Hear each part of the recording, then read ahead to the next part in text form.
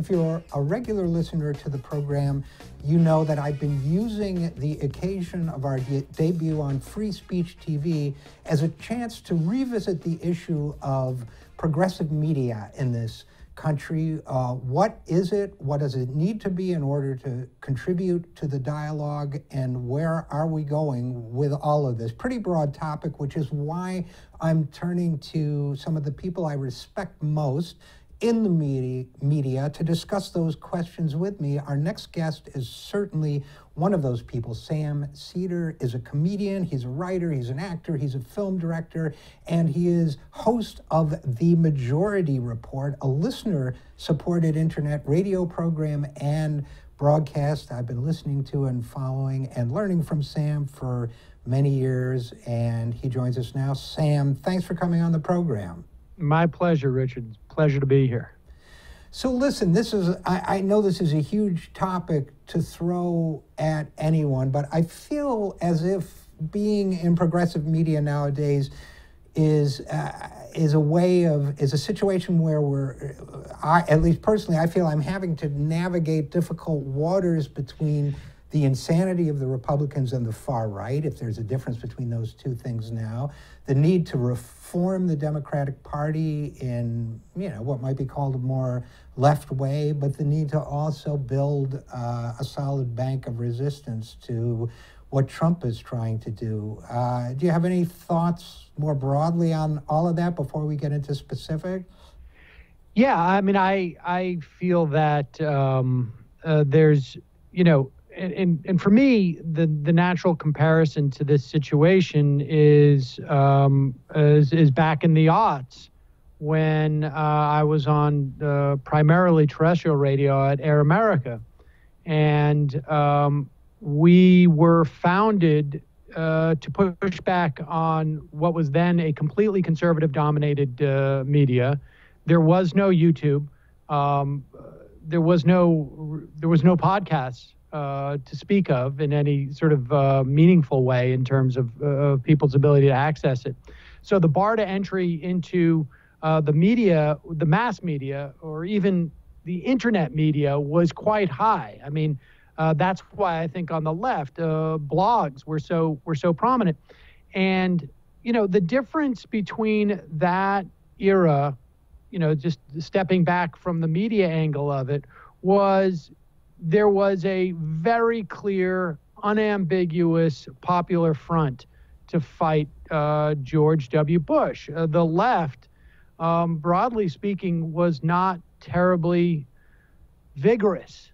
And, I think for me personally, following the election of Barack Obama, I began to realize that, hey, a lot of those people that I was allied with against George W. Bush do not share the politics that I have. And the big difference between that time and now is that I think those political distinctions on the left are much more prominent.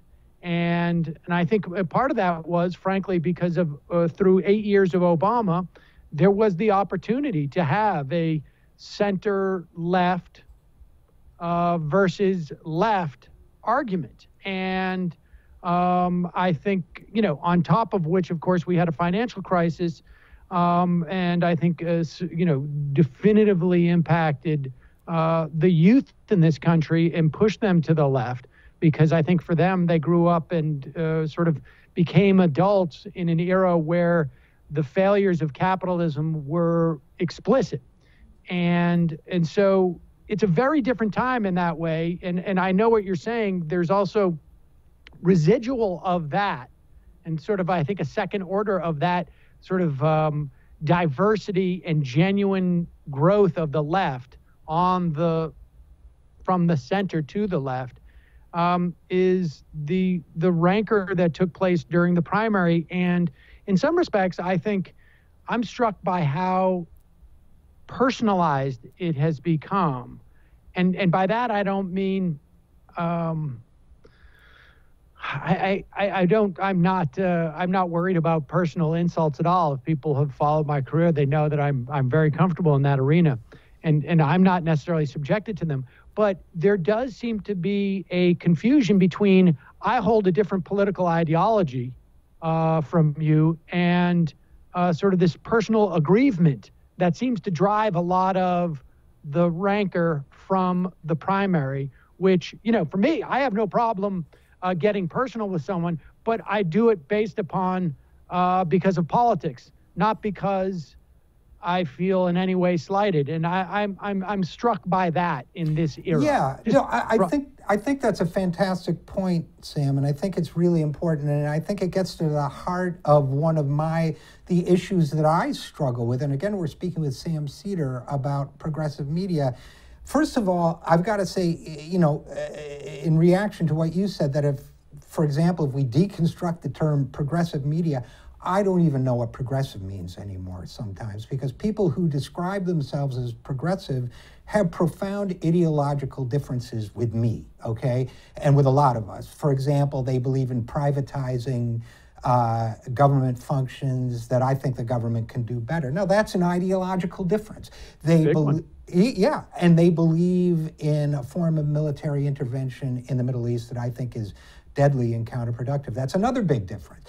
But what I get in return a lot of the time is very personal stuff along the order of, if we're referring to the primary, it's sexism. If we're referring to other issues, it's that I think that civil rights and identity politics don't matter. And this one, I want your thoughts on that one, because one of the things that astonishes me, and sometimes I wonder if this is being stirred up deliberately or it just happened, but I don't know of any great identity leader, if you want to use that term, or civil rights leader of the past who would have even thought that there was a distinction between economic politics and social justice politics. I mean, Malcolm X believed in economic self-determination. Martin Luther King Jr. described himself as a democratic socialist.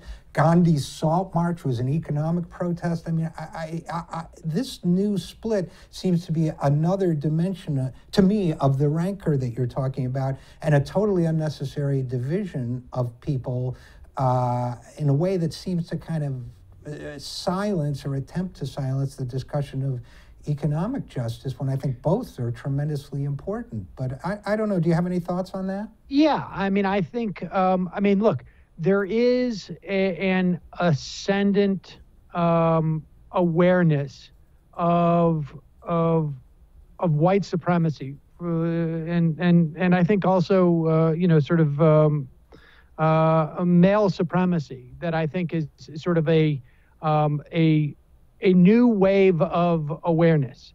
And I think it is requiring a greater sense of sensitivity to those issues. With that said, I don't know how people divorce those two things. And my sense is that when people attempt to make explicit divorcing of those, there is, I don't know. There was just a piece in the New York Times this week that said something to the effect of it was talking about this divide ostensibly and making it a little bit more personal in terms of like Bernie and I guess Clinton and Hillary. But I think the headline was something to the effect of like, balancing the base wants, change or transformation, and right. The party wants to go left, and the party wants to win. And I thought that was a very interesting means in which to sort of say like, hey, there's only one group of people here with an ideology, and the other ones just want to win. I'm quite convinced that those on the left also want to win. That's the way that you get to put your policies in place. And I'm quite convinced that the establishment of the party also has an ideology. They don't want to talk about it because it may not be as popular in many respects. But those who, so I've been struck by both, like, I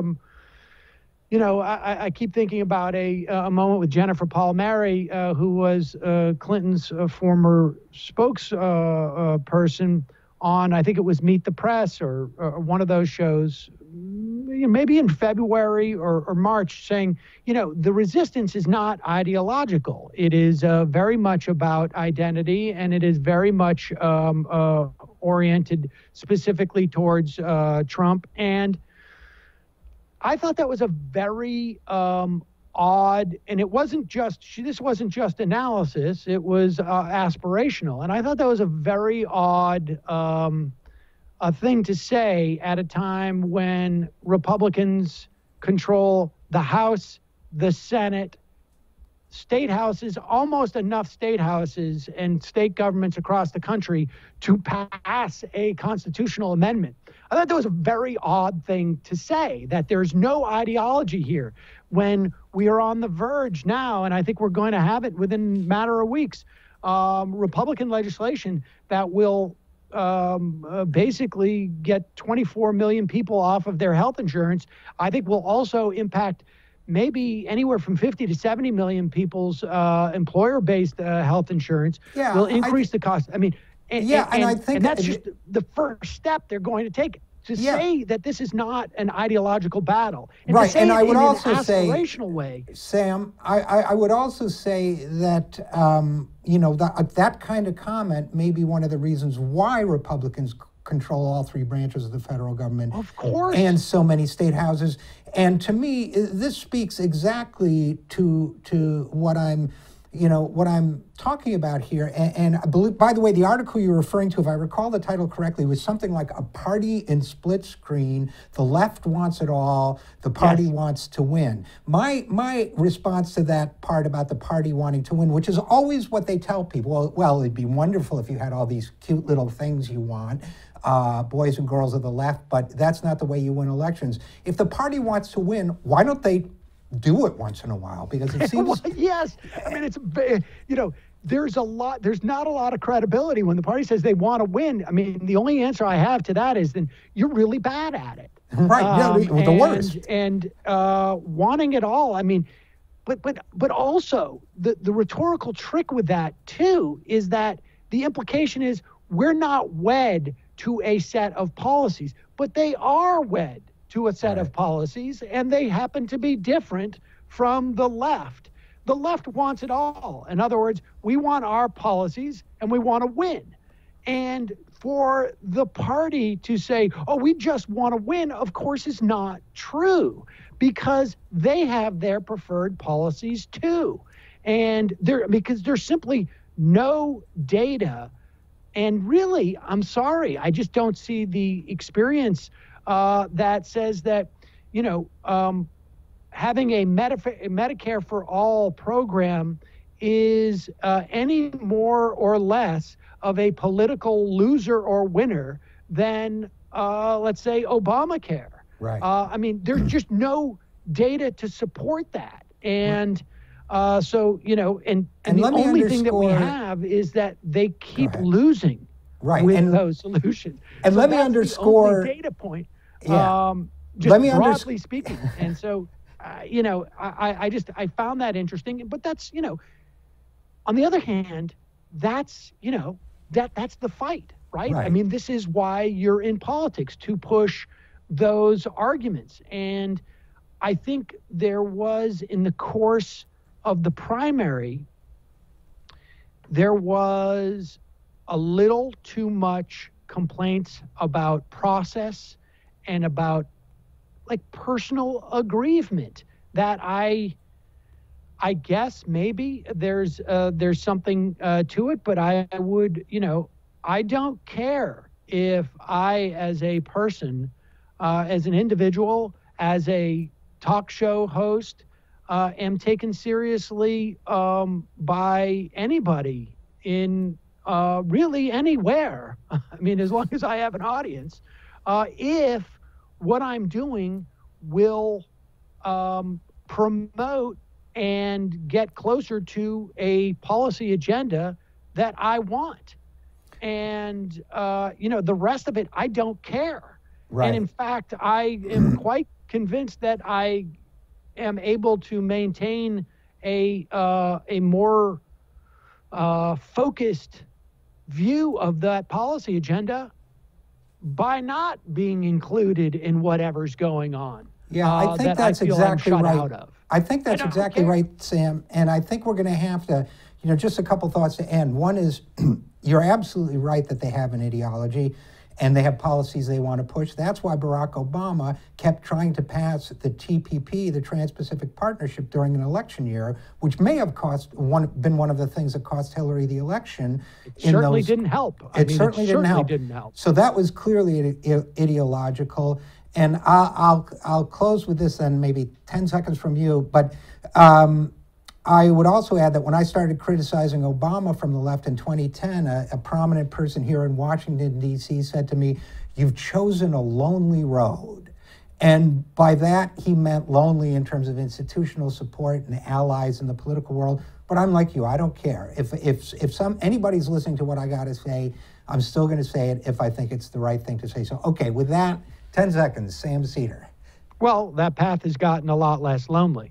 And I mean, that's, that was, I think that sums up a lot, that 8 years later, you're not nearly as alone as you were in 2010 or 29 when we were talking about the bankruptcy cram down. So I think, we just got to keep fighting going forward and keeping our eyes on what the point is. Well, absolutely, and it's good to have you on that road with us. And with that, we're going to have to close. Sam Seder, radio host, comedian, writer, film director, and so much more. Thanks for coming on the program. Thank you.